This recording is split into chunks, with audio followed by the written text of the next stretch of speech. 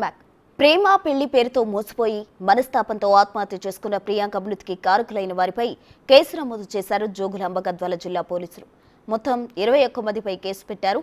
Priyanka మృతదేహానికి post mortem నిర్వహించి ఆమె స్వగ్రామం పాలవంచకు తరలించారు. అయితే అంబులెన్స్ ముందు నిరసన తెలిపారు ప్రజా సంఘాల నాయకులు.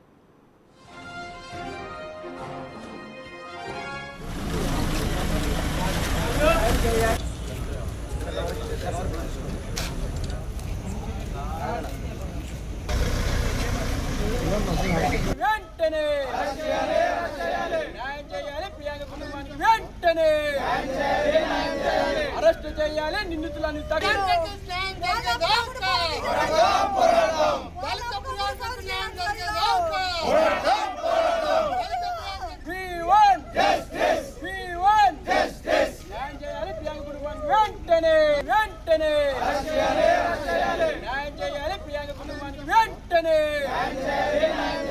అరెస్ట్ చేయాలి, నిందితులను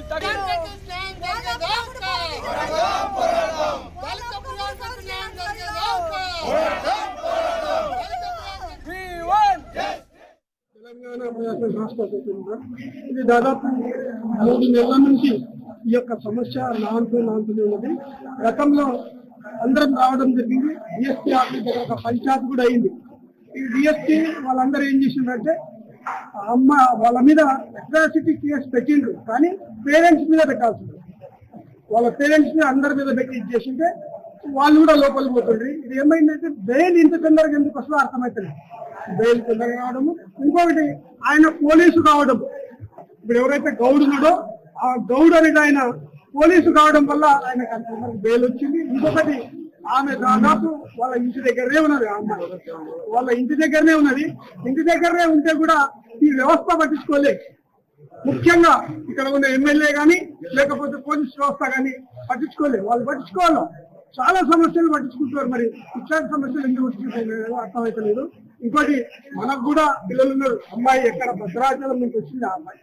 అది మేబీ ఆ లవ్ అటువంటివన్నీ ఎవరింట్లో అయినా ఉంటాయి. మన ఇంట్లో ఉంటాయి, మీ ఇంట్లో ఉంటాయి, అందరి ఇంట్లో ఉంటాయి.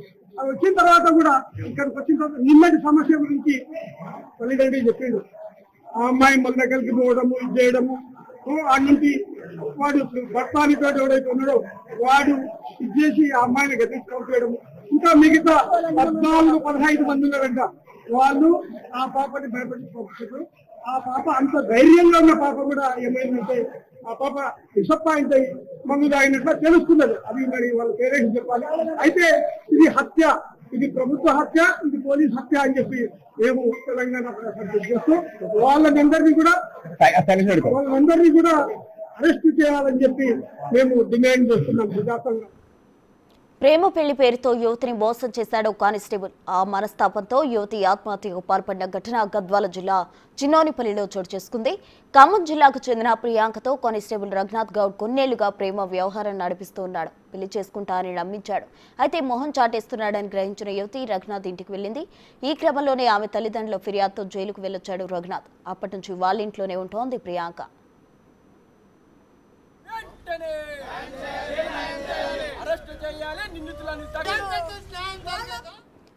కొన్ని రోజుల క్రితం నుంచి రఘునాథ్ కుటుంబంతో గొడవలు జరుగుతున్నాయని ఆమె తల్లిదండ్రులు తెలిపారు. ఇంతలో పురుగుల మందు తాగి ప్రియాంక ఆత్మహత్యకు పాల్పడిందని ఫోన్ చేసి తెలిపారన్నారు.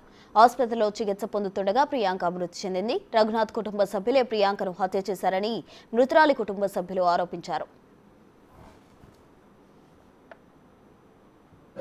ఆ అమ్మాయి ఎప్పుడైతే ఇంట్లోకి వెళ్ళిందో ఫోన్ పని చేయకోకుండానే చేశారు.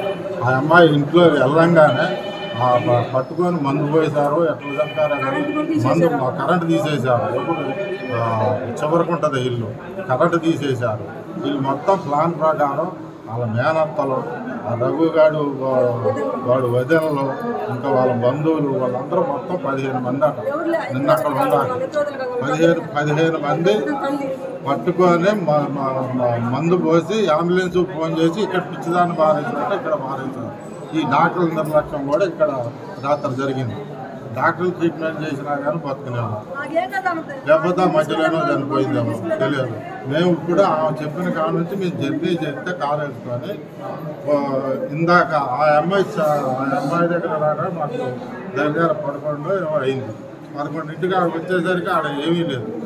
ఏమీ లేదు, తలకాయ కిందకి వాలేసి ఒక నిర్మానుషంగా పడిపోయి పాన మధ్య పప్పులు వండుకొని రమ్మన్నది, నువ్వు కట్టగారు వండుకొని రానది, వండుకొని వస్తలే అన్న.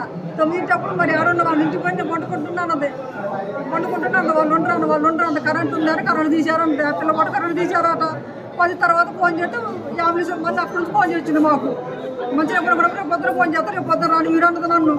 అయితే మళ్ళీ వాళ్ళు ఉండరు అన్నది. ఇంట్లో పోయినప్పుడు ఇంకొక ఆడలు పోయారట, పిల్ల పోయినప్పుడు ఇంట్లో ఫోన్ సమాధానం లేదక. తర్వాత ఫ్యామిలీస్ మీద ఎక్కించారు. కరెంట్ ఇంట్లో ఎన్ని రోజుల నుంచి లేదు? కరెంట్ ఇంట్లో ఎన్ని రోజుల నుంచి లేదు? పిల్లలు పడుకునే కాదు ఒకటే లైట్ ఛార్జింగ్ లైట్ పెద్ద లైట్ ఇంత లైట్ ఫోన్ ఇచ్చినాం మేము, మా అన్న ఫోన్ ఇచ్చినాం, సామాన్ ఫోన్ ఇచ్చినాం. అయితే అన్నం పెట్టినట్టు పక్కన ఒక అన్నం పెట్టి వాళ్ళ మీద కేసు పెట్టారట. అన్నం పెట్టాలి పోలీసులు తీసుకుని పోయారు. మొన్న మీరెవరు రాలేదు, మీరెవరు పట్టించుకోవద్దని చెప్పారు అందరినీ. వాళ్ళు ఎవరు ఊళ్ళో అక్కడ కూడా చేశారు. ఆ పిల్లకి ఆ పిల్ల